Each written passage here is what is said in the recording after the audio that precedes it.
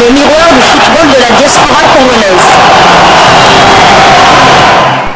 Vous êtes sur Diascofoot, le miroir du football de la diaspora congolaise. Diascofoot vous dit bonjour, tout plaisir est pour nous de vous retrouver, mais surtout de savoir que vous êtes nombreux en train de suivre votre chaîne YouTube dédiée uniquement aux footballeurs de la diaspora congolaise.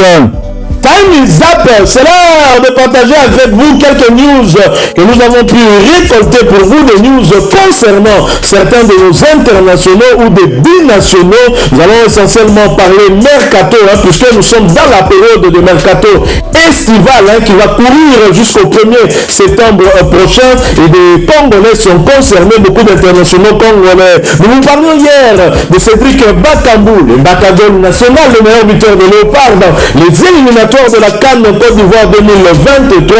Cédric Bakambu qui avait signé au club de Al Nasser de Dubaï aux Émirats Arabes Unis, mais rebondissement, on apprend en tout cas que l'international congolais Cédric Bakambu aurait trouvé un accord avec un autre club, un club qui va jouer la Champions League européenne.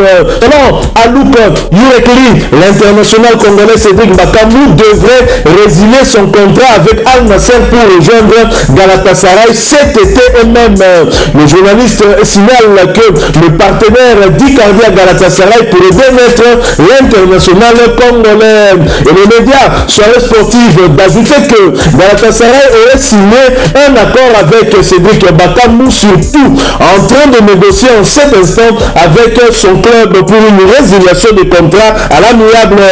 Pourquoi Cédric Bakambu voudrait sitôt quitter Al Nasser alors qu'il n'a même pas encore joué un seul match? On l'a vu certes hier à l'entraînement avec notamment l'international congolais Isaac Chibangu, ancien du tout-puissant Mazembe Ndeber. Il semblerait que l'international congolais ne se plairait pas aux Émirats Arabes Unis et souhaiterait donc résilier son contrat pour rejoindre Galatasaray dans les prochains jours.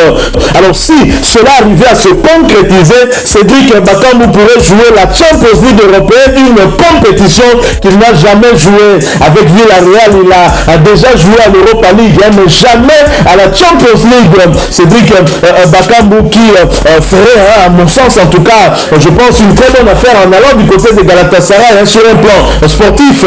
Peut-être pas sur un plan financier, mais ce ne serait pas non plus la pire des situations. Alors partagez avec nous quel est votre point de vue. Est-ce que c'est une bonne chose pour un joueur qui venait de signer fraîchement dans un club de décider à résilier son contrat et quitter aussi rapidement ce club-là parce qu'il y a une autre offre qui est venue arriver?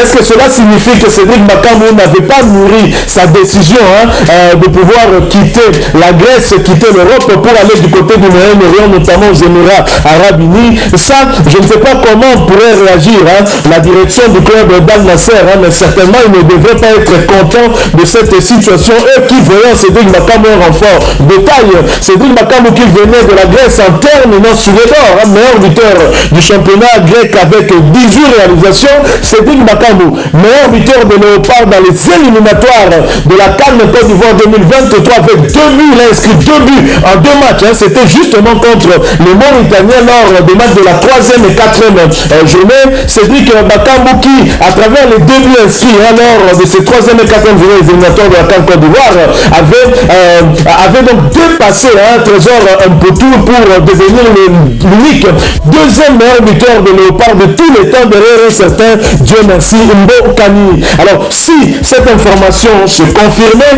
est-ce que ce serait une bonne chose pour l'image du joueur? C'est vrai que pour sa carrière, peut-être une bonne chose parce qu'il peut espérer avec Galatasaray une bien meilleure visibilité puisqu'il va disputer la Champions League européenne.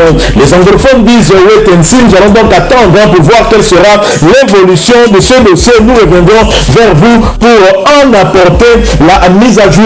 Alors, nous allons quitter Cédric Bakambu d'un international convoqué par des sabres pour les éliminatoires de la CAN, un autre qui était d'ailleurs présent lors du dernier rassemblement.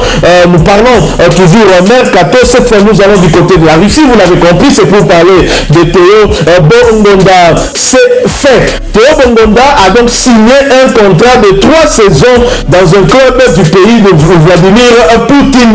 L'international congolais, le Lionel Messi de la RDC, est officiellement un joueur du Spartak Moscou en Russie. Son ancien club Cadiz a d'ailleurs confirmé l'information à travers son compte Twitter.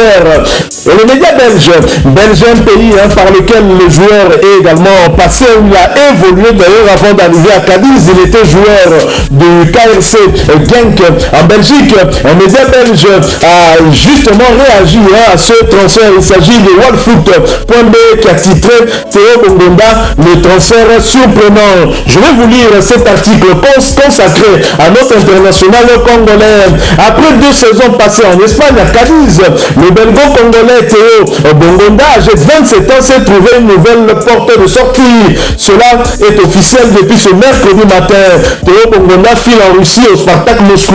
Le club de la capitale russe dépensera 7 millions d'euros pour l'ancien de Genk et des Zultes Waregem. Un transfert qui aura de quoi poser question. En effet, Bongonda sort d'une saison à 4 buts et 3 assists avec Cadiz. Le club s'est maintenu en Liga espagnole, terminant 7e.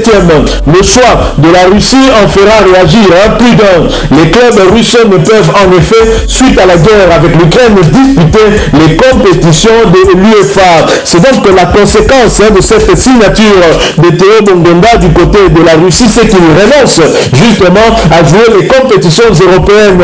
Mais je peux me mettre dans la tête de Théo Bongonda. Est-ce que s'il était resté en Espagne, il aurait joué la compétition européenne? Certainement pas, puisque Cadiz, son club, n'a pas réussi à se qualifier pour avoir une place européenne cette saison. Cadiz, au contraire, s'est battu pour se maintenir jusqu'à la fin de la saison. Donc ce n'est peut-être pas une décision prise à la légère par l'international congolais Théo Bongonda. Tout ce que nous pouvons une fois de plus lui souhaiter, c'est bonne chance en Russie. J'espère qu'il va continuer à performer et qu'il va continuer à rester compétitif pour qu'il fasse également le bonheur des léopards de la République démocratique du Congo. Les léopards auréolés des 2 points gagnés au bureau avec cette décision du jury disciplinaire de la CAF qui finalement donne raison à la Fédération congolaise de football association qui avait porté plainte contre la Fédération mauritanienne de football sur le cas du joueur Kadim Diao. Il s'agissait de 3 joueurs, mais la CAF a donné raison à la RDC pour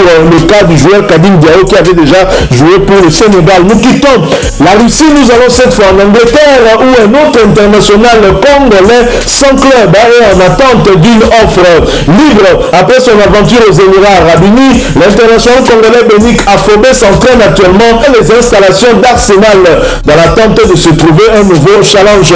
Pour rappel, l'international congolais a été formé dans ce club chez les Gunners, donc souhaitons-lui toutes les bonnes chances et qu'il puisse trouver un point de chute pour qu'il puisse poursuivre sa carrière. Nous allons terminer cette information en revenant ici au pays, sur le continent, en parlant de l'arbitre international congolais Jean-Jacques Ndala qui va participer au séminaire des arbitres professionnels du 12 au 17 juillet 2023. Ce qui est une bonne chose pour l'arbitrage de la République démocratique du Congo. Il ne sera pas le seul, ils seront nombreux ces arbitres qui vont donc suivre ce séminaire et ces arbitres auront un salaire par mois en dehors de leur prime de match.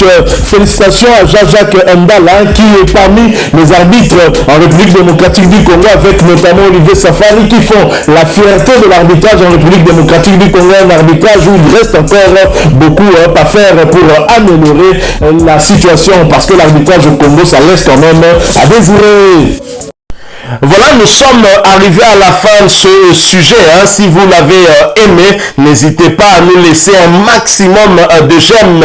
N'hésitez pas non plus à partager avec nous votre opinion. Si vous en avez une par rapport au sujet que nous venons de vous proposer, laissez-la nous à travers un commentaire.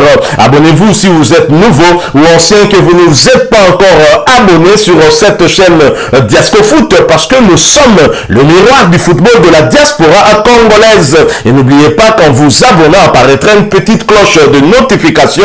Cliquez dessus pour ne plus rien manquer des prochaines vidéos que nous allons vous proposer. Encore une fois, merci à vous, avec espoir de vous retrouver très bientôt avec un autre sujet d'actualité. En attendant, portez-vous bien et Diasco Foot vous dit au revoir.